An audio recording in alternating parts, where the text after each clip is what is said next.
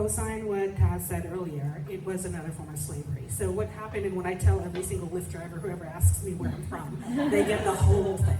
So forgive me if I've already given you 5 stars, you know this.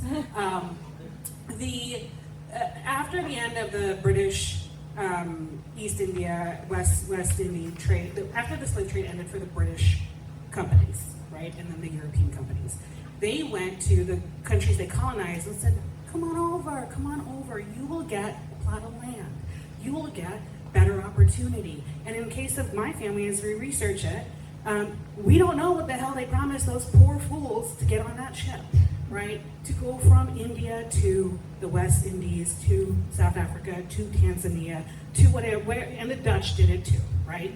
So my family is double immigrant, right? We were taken away, put down roots in my mom's family in Guyana, which is south of Venezuela, east of Brazil, don't kill me if that's wrong, and Trinidad, which is 23 miles off the coast of Venezuela, right?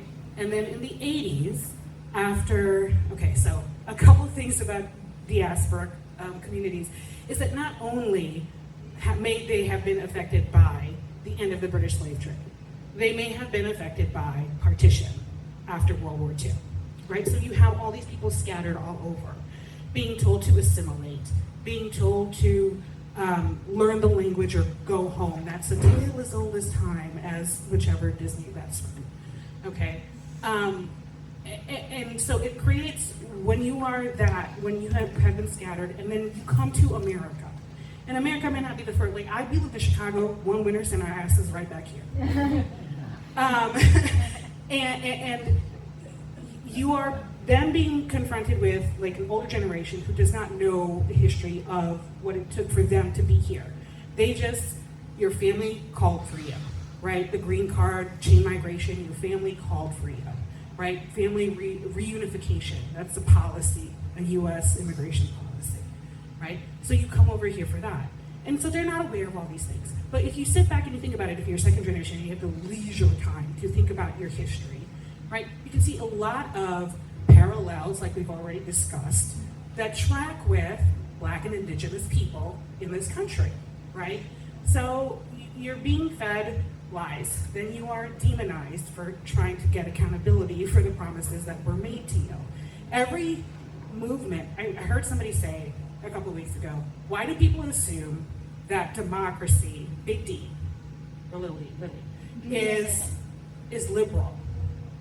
Every right in this country that we have to fight for. Is that liberal? Is that progressive? Is seeing people being hosed down in the street, attacked by dogs, reading about their children being fed to alligators progress? Is having to come to events and claim your humanity progress? Is that liberal? Okay? So you have that layer on immigrants. And even if you are removed, I was born in Trinidad. I came here before I was 10 years old. I was called the N-word in the school I went to in Illinois, and again in college. And I went to college in Dallas, okay?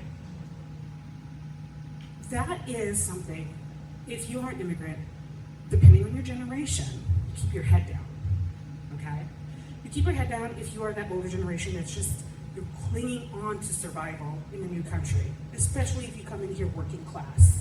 Okay, not everybody comes in here to go to medical school. My father delivered the Fort Worth Star Telegram until the day he died. Okay? I am working class, and I'm Texas as hell, right? So weaving into the fabric of society is hard when that's your mindset, survival.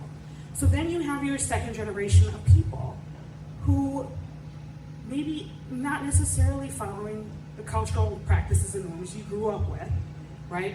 As somebody who heads a temple, I can see the exodus of the youth, right? For assimilation, for, as a whole, society is becoming not necessarily agnostic, but less ritualistic in their approach, more spiritual in their approach to their relationship with God and the divine, right? Unless you were raised differently, but in general, if you are not in it, that's your path. So you have these things that are now, when you thought you laid these roots down a second or third time in a new country, and you are expected to be treated with dignity, And then all of a sudden, one day, somebody for clicks and views is saying you worship devils. You do not deserve to be doctors. You are the great replacement, right? But much like what Sophia was saying about Muslim people, South Asians have been here since the 1730s. Okay, we came over as those indentured servants, as sailors. Some settled. We came to help build the railroads, the Chinese Exclusion Act, the Asian American Exclusion Act. All that kept us out until when? The Civil Rights Movement. So it's on the backs of people who have endured this that now everybody needs to turn to. And quite frankly, that's the Black and Indigenous community. Okay, they've been the canary in the coal mine, the scapegoat, the test subjects. They've been that since 1619, to be quite frank. Okay, and so as Asians now, South Asians specifically, as we are seeing that, no matter your achievements, no matter how hard your grandmother worked, no matter the dollar bills and the change that was in your great-grandfather's pocket when he landed here, it does not matter. You are brown. You are visibly brown. And that is a problem for the people who want to make a homogenized society that seems no fun at all. Okay? That's right. Thank you.